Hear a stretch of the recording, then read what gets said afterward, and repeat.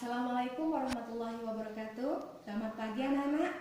Sebelum pelajaran dimulai, mari kita berdoa terlebih dahulu. Berdoa mulai. Selesai.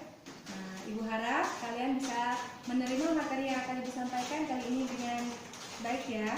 Nah, masih ingat anak-anak, kemarin kita belajar tentang biografi Raden Ajeng Kartini. Nah, dari biografi kemarin kita bisa mengetahui anak-anak bahwa Raden Ajeng Kartini ini memiliki cita-cita yang sangat mulia anak-anak. Siapa yang tahu coba apa cita-cita Raden Ajeng Kartini? Nah, ada yang ingat? Ya, bagus sekali Rita. Raden Ajeng Kartini ini memiliki cita-cita yang sangat mulia, yaitu menyamakan derajat antara wanita dan laki-laki.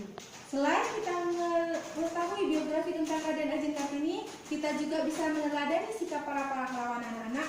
Masih ingat seperti apa kemarin Ibu jelaskan? Ya, kemarin kita bisa meneladani sikap pahlawan dengan cara cinta tanah air, belajar dengan giat, saling menghormati antara sesama. Nah, materi yang akan Ibu sampaikan berikut ini tentang patriotisme dan kepahlawanan melalui media audiovisual. Diponegoro lahir 11 November 1785 sebagai putra sulung Hamengkubuwono III, seorang Raja Mataram di Yogyakarta dari garwa selir Raden Ajeng Mangkorawati dari Pacitan. Dengan darah campuran, Diponegoro secara genetis mewarisi ketangguhan, sementara dari sisi psikologi, karena statusnya yang berasal dari istri selir, Diponegoro bisa mengambil jarak dari kekuasaan. Sikap Diponegoro yang menentang Belanda secara terbuka mendapat simpati dan dukungan rakyat. Atas saran GPH Mangkubumi pamannya, Diponegoro menyingkir dari Tegalrejo dan membuat markas di sebuah gua yang bernama Gua Selarong. Semangat perang Sabil yang dikobarkan Diponegoro membawa pengaruh luas hingga ke wilayah Pacitan dan Kedu. Salah seorang tokoh agama di Surakarta, Kyai Mojo, ikut bergabung dengan pasukan Diponegoro di Gua Selarong. Perjuangan Diponegoro juga didukung oleh Sunan Pakubono VI dan Raden Tumenggung Prawirodiptoyo, Bupati Kakatan. Perang Diponegoro merupakan perang terbuka dengan pengerahan pasukan-pasukan infanteri, kavaleri, dan artileri yang menjadi senjata andalan dalam pertempuran frontal di kedua belah pihak yang berlangsung dengan sengit. Front pertempuran terjadi di puluhan kota dan desa di seluruh Jawa. Pertempuran berlangsung 1827, Belanda melakukan penyerangan terhadap Diponegoro dengan menggunakan sistem benteng, sehingga pasukan Diponegoro terjepit.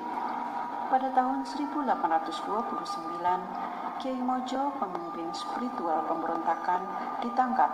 Menyusul kemudian Pangeran Mangkubumi dan Panglima utamanya Sentot Alibasha menyerah kepada Belanda. Akhirnya pada tanggal 28 Maret 1830, Jenderal de Kock berhasil menjepit pasukan Diponegoro di Magelang.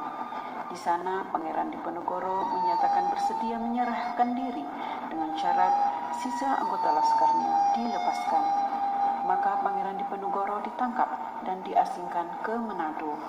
Kemudian dipindahkan ke Makassar hingga wafatnya di Benteng Rotterdam pada tanggal 8 Januari 1855. Video tadi menceritakan perjuangan Pangeran Diponegoro. Beliau rela mengorbankan jiwa raganya demi membela tanah air. Bahkan pada saat kondisi terjepit, beliau rela menyerahkan jiwanya asalkan sisa dari pasukannya dibebaskan. Nah, dari materi yang Ibu sampaikan ini dapat Ibu simpulkan bahwa pahlawan adalah orang yang berjasa membela tanah air. Sedangkan patriotisme adalah sikap cinta tanah air. Kita sebagai pelajar harus bisa belajar dengan rajin supaya apa anak-anak? Supaya menjadi penerus bangsa yang cerdas. Nah, sampai di sini mungkin ada yang ditanyakan anak-anak? Kalau tidak ada, Ibu akhiri. Nah, sebelum Ibu akhiri, Ibu di sini membawa tugas untuk besok dikerjakan ya. Minggu depan kita bahas ya. Sekian dari Ibu. Wassalamualaikum warahmatullahi wabarakatuh.